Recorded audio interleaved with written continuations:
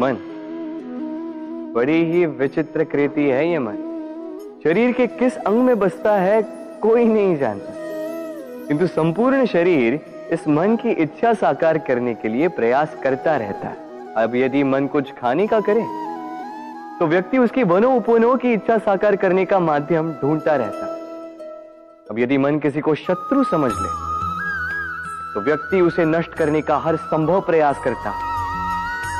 अब यदि मन किसी से प्रेम करे तो उसकी प्रसन्नता के लिए हर सीमा लांघने के लिए सज्ज रहता है। परंतु जीवन सुखद हो इसके लिए आवश्यक है कि मन खाली हो। इस बांसुरी की भांति भीतर कुछ भी नहीं, न राग है न द्वेष, तब भी तार छेड़ने पर स्वर निकलता है। इसी प्रकार मन को भी भावनाओं से मुक्त रखना आवश्यक है। स्मरण रखिए, मन में कुछ भर के जियोगे तो मन भर के जी नहीं पाओगे। राधे राधे। जब से मनुष्य जाति का अस्तित्व बना है तभी से युद्ध भी अस्तित्व में आया। युद्ध जो कभी धन का द्वंद्व बनकर सामने आता है तो कभी सुरक्षा का हथियार बनकर, कभी विजय की भूख के लिए तो कभी पराजय टालने के लिए। किंतु वास्तविकता तो यही है कि यदि आपको आगे बढ़ना है तो बाधाओं से युद्ध तो करना होगा। परंतु युद्ध के लिए सज्ज रहना इतना महत्वपूर्ण नहीं है जितना महत्वपूर्ण है यह समझना कि युद्ध को टाला कब जा सकता है। क्योंकि सबसे सफल युद्ध वही होता है जो कभी लड़ा ही ना जाए। आप युद्ध में विजय प्राप्त करके स्वयं का मान तो बढ़ा लो, किंतु अपना बल खो दो। इसलिए जहां तक हो सके युद्ध को टालो, इस शक्ति को संग्रहित रखो, ताकि जब ये युद्ध धर्म बन के सामने आए आप उससे पूरे बल के साथ लड़ सको। राधे राधे।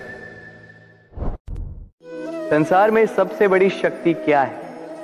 अब आप में से कुछ कहेंगे शस्त्र की, कुछ कहेंगे शास्त्र की, कोई कहेगा बुद्धि की, तो कोई कहेगा बल की। किंतु ये सब अधूरे हैं। संसार में सबसे बड़ी शक्ति है मित्रता।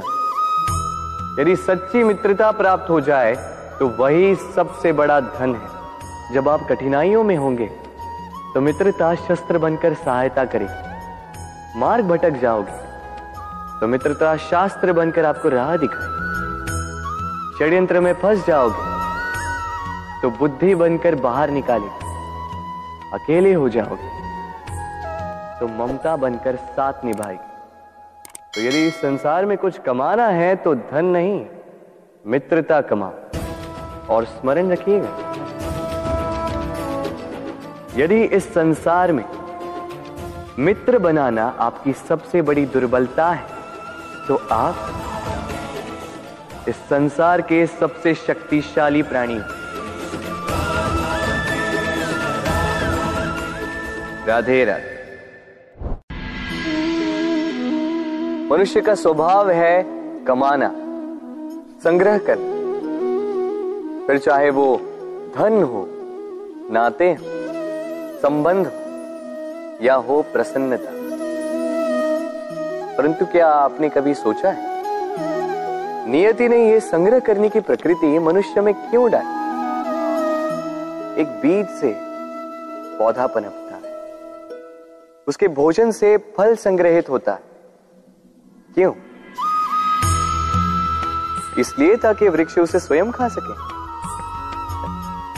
नहीं, बल्कि इसलिए ताकि वो भूखे जीवों में बांट सके।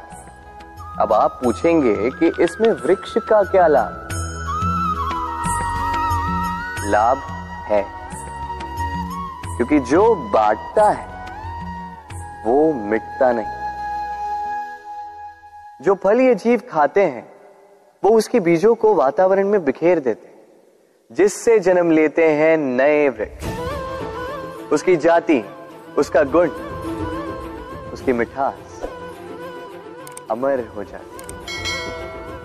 इसलिए स्मरण रखिएगा, अमीर होने के लिए एक एक क्षण संग्रह करना पड़ता है, किंतु अमर बनने के लिए एक एक कण बांटना पड़ता है।